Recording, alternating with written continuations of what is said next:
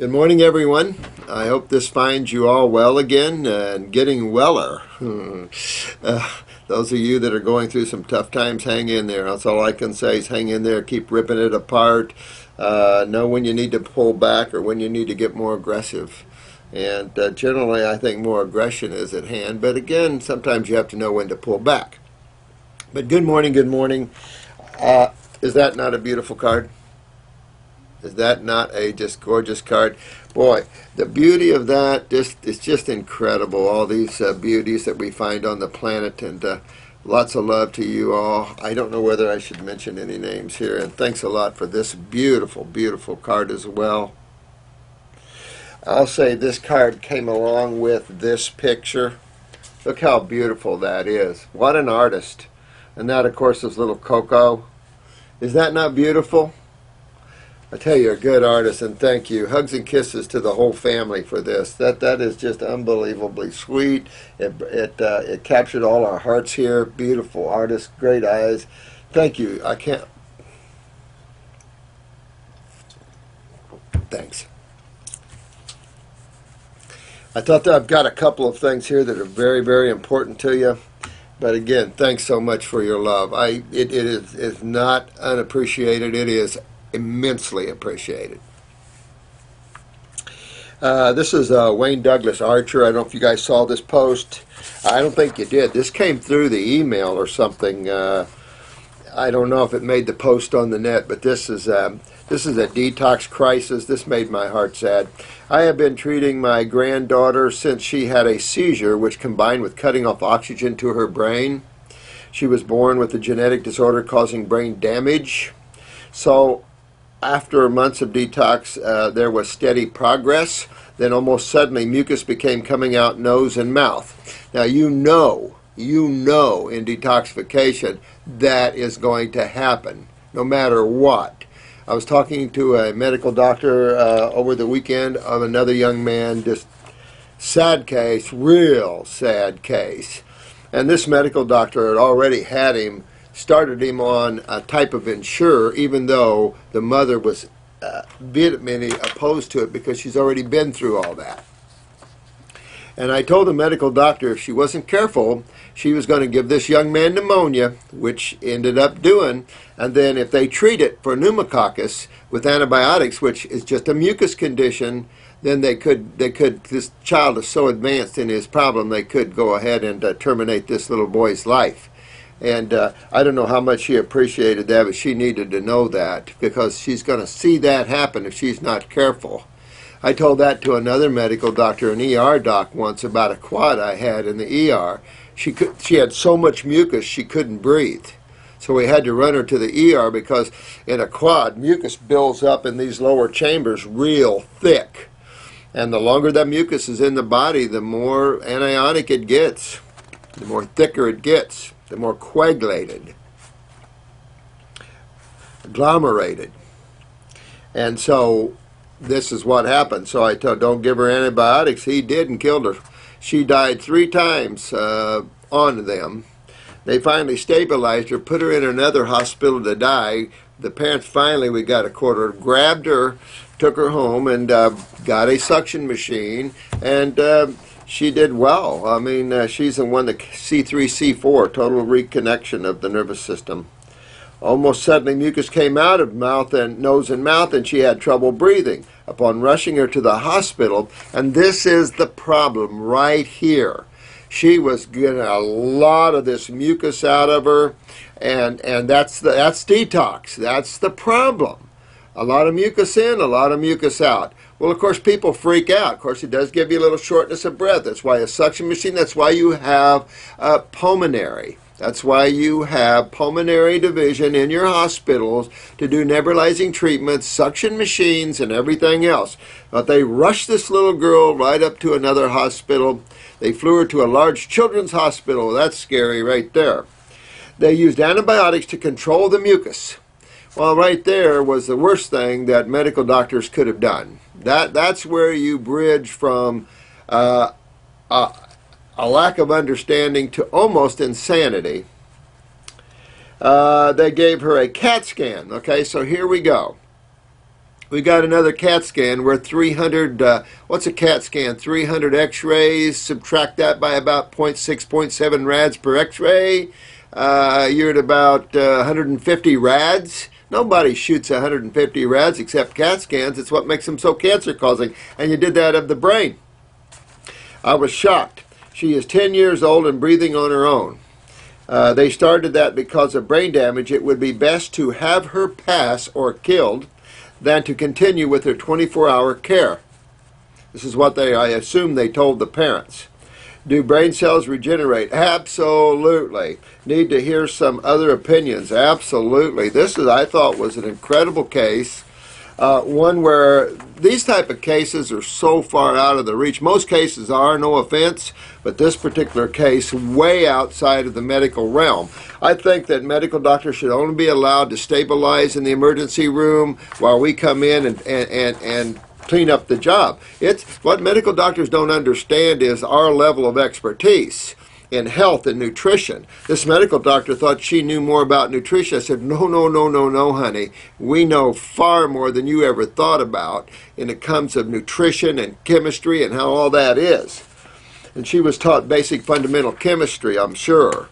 And that's where you run into major problems. Trying to understand through chemistry, through the anionic and cationic factors, through the balances, through the zeta potentials, through this ionization process, bad or good, and the movement of electrons between the cations and stuff. It can get really out there, and there's so many theories. There's Schultz's and Hardy's, and there's all types of theories out there in biochemistry and in chemistry.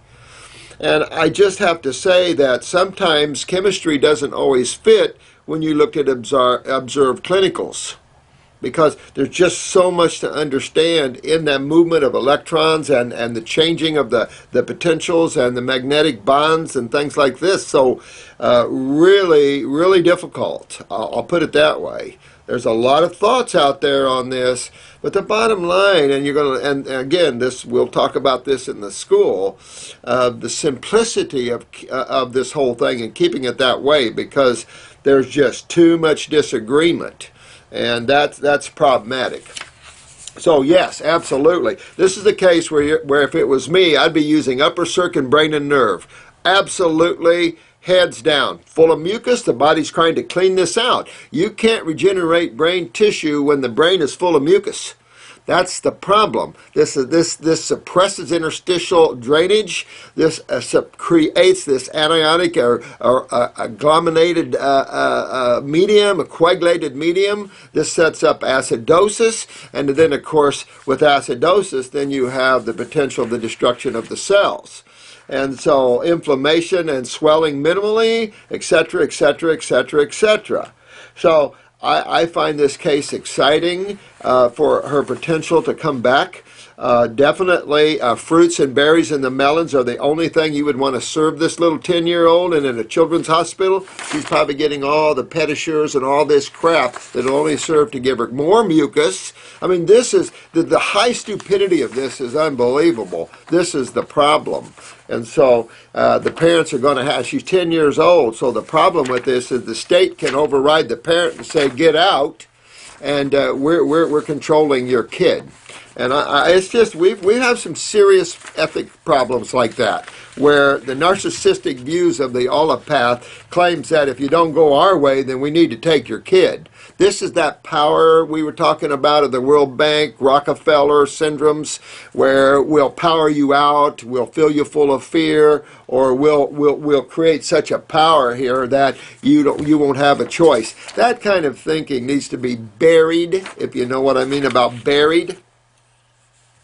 So, if they don't hurt your granddaughter, my friend, I would try to get her out and then keep on going with detoxification. Again, you're going to see this mucus present out of the nose, out of the mouth, out of the stools, out of the kidneys. That would be essential. So sad that situation. I would say in the 21st century, if a medical doctor doesn't understand the mucosa and the mucosic response called mucus and all this, what the hell is he doing as a doctor? This is way past the time. This kind of information was presented back in the 1900s. So you can see over 100 years here, and they still don't get it. Amazing. This is from Owen. Hey, Owen Fox, good friend, man. Robert, is sulfur rendered harmless or destroyed when we cook it? Well, here's the problem when we cook. You see, this is all the chemistry bonding again, where we open up magnetic bonds and we create new magnetic bonds. This is the problem with cooking. So I don't know what to say to that. I can say that a lot of the chemistry we consume when it's bonded, luckily, can't be absorbed through the intestinal wall because it's too big after bonding. On the other hand, obviously there are proteins and free radicals that are absorbed that now the body has to deal with. So this is all part of how chemistry works, but at the same time, man wasn't supposed to cook his food. So I don't know, you say that, but at the same time, man did cook his food. But I think you see the decay of the human cell at the point now that it's unreal. So hopefully in this 10-year-old you can regenerate that tissue. I certainly wouldn't give up hope, and and this is where our little friends, the fruits, the berries, and the melons, and the herbs come in here and really help this young girl, especially with the upper circuit brain and nerve. You still want to go after the kidneys, the lymph system, the GI tract, because you saw that mucus coming out of her head. That was the best thing that could have happened to her. The fact that there was panic and sent her to the hospital, and they panicked because of the mucus, is just kind of sad. This is another one. This is EUCE 747. Hey guys, how you doing there? My dad is very sick. He was in the hospital about 3 years ago for a whole year. Holy crap. I'd like to have seen that hospital bill. Holy moly. I mean, for a 2-hour stay, it's about $9,000 down here at one of our rip-off hospitals. And so figure that one. Holy crap. Of which he was in a coma. Look at that. Had C. diff and almost died. Oh. With all blessings to God, he lived, but his health has basically plateaued and started to go downhill again. Most of this is due to bad information from his doctors, poor eating habits prescribed by his doctors to not eat potassium or phosphorus. Well, kidneys right off, I can tell you. Phosphorus and potassium, he was in kidney failure, obviously, and so this is what you were seeing with the phosphorus and the potassium. These guys do freak out with that a lot, which eliminates most fruits, veggies, and leaves, just meat, rice, and etc. All these dialysis patients, guess what they get? Fruits, berries, and melons. Thank you. I don't care about the phosphorus and the potassium, although we allow them to use the binders and things just to stabilize and keep moving. But at the same time, man freaks out too much. He doesn't understand what the natural side is doing coming into the body with its full-bore chemistry. And so they just don't understand how that changes the cationic and anionic processes and the ionization processes, etc., etc., etc. Whew. Can't say I do either. I mean, we're still working again in theories here in chemistry and physics and stuff like this. So theories is simply a postulate, an assumption, given by a set of circumstances viewed through a conditioned mind. That's why spirituality is lost in the intellectualism, because you can't expand your consciousness. You're isolating it, trying to figure out how the isolates work and bond together with the cofactors and etc., etc., etc. Because of his stay in the hospital and the large doses of continued antibiotics, my God, these guys have a major fetish with antibiotics, don't they? I believe his kidneys are very damaged. Well, they already were, my friend. I can just tell you.